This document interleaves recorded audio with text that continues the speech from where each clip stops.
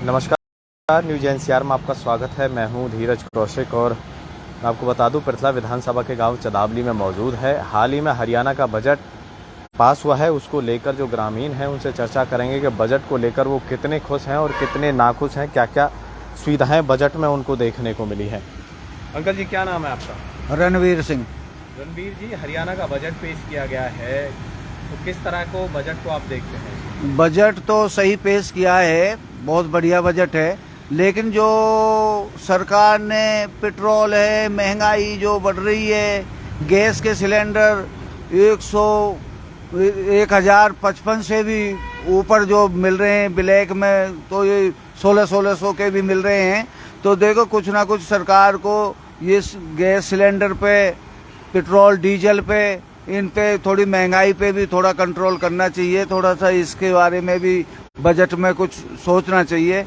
वैसे जो किया है, ये वैलिडेटेड पुल जो बल्लभगढ़ में बनवा रहे हैं और ये बस अड्डे का निजीकरण कर रहे हैं, बहुत बढ़िया किया जा रहा है। ये हमारे यहाँ औद्योगिक नगरी है IMT, इसके लिए बहुत आने जाने में सुविधा रहेगी पब्लिक के लिए। ये बहुत बढ़िया काम हुआ है, तो पेश जो बजट किया है उससे हम संतुष्ट हैं। अगर ये बुजुर्ग हैं आप, पेंशन में भी इजाफा किया है 2500 से 2750। बहुत बढ़िया किया है ये बड़े बूढ़े के लिए, क्योंकि महंगाई बढ़ ही रही है।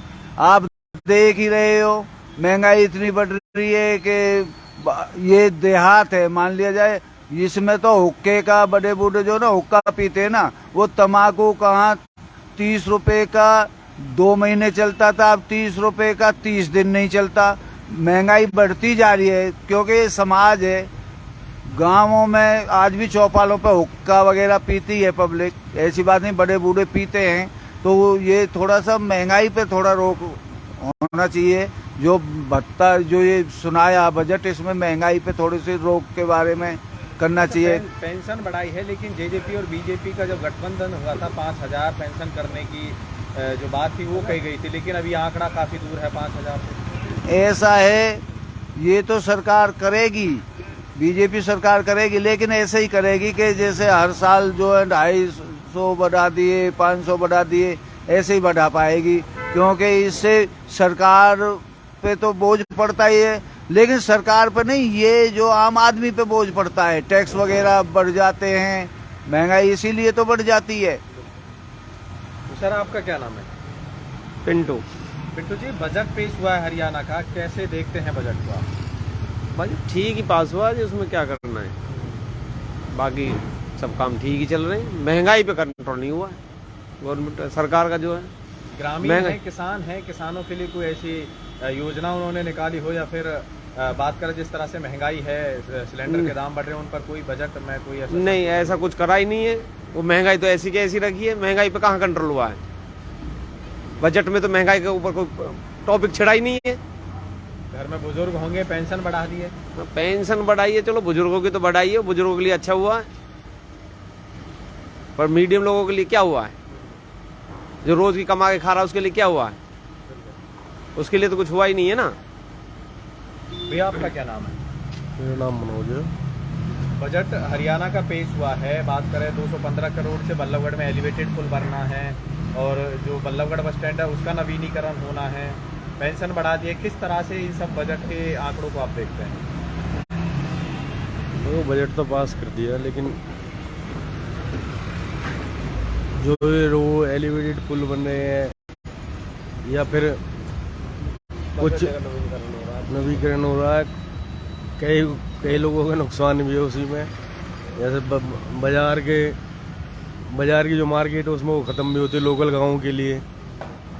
तो सुधा भाई, लोकल जो गांव के जाएंगे तो पुल पे जाएंगे, सुधा फिर वहाँ उनसे उतर के आना पड़ेगा। कई नुकसान भी है उसके। बिल्कुल, फायदे के साथ साथ नुकसान भी है। राजकुमार जी, आप बजट को किस तरह से देखते हैं?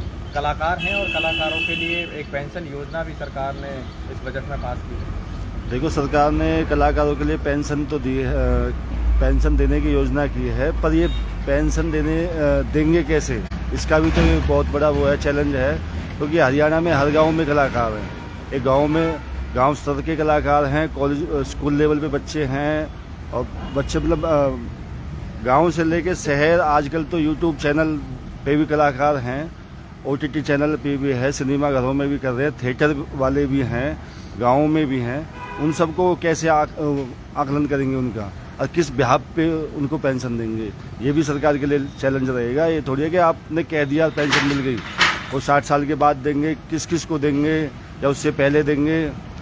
और इसके बाद एक दूसरी बात ये भी है कि महंगाई में गरीब तबके का, मिडिल क्लास का, इनका तो जिक्र किया ही नहीं है। महंगाई तो वहीं की वहीं है, और गरीब आदमी और गरीब होता जा रहा है। इसमें सरकार ने वो 4 मंजिला जो इमारतों की बात करी है, उसमें भी वो भी एक किस्म से बैन कर रहे हैं उनको, उनमें भी तो आम आदमियों को नुकसान होने वाला है। कुल मिला के इस बजट तो राजकुमार जी, जो प्रॉपर्टी है उसके रेट डाउन जाएंगे कहीं ना कहीं, हाँ, खरीद पाएंगे। फरीदाबाद में तो जो मैंने प्रॉपर्टी खरीदी हुई है, मैंने 1 लाख रुपए गज खरीदी है या 70,000 रुपये गज खरीदे, उसके रेट डाउन जाएंगे तो मैं तो लॉस में जाऊंगा ना।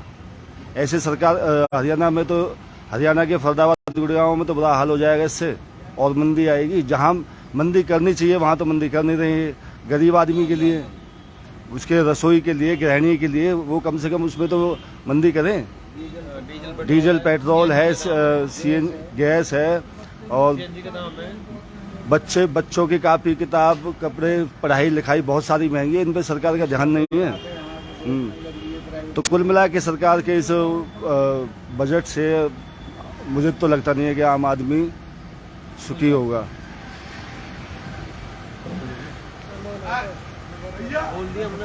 और भी हमारे साथ लोग मौजूद हैं, उनसे बातचीत करते हैं। भाई साहब, क्या नाम है आपका? वीरेंद्र कुमार जी।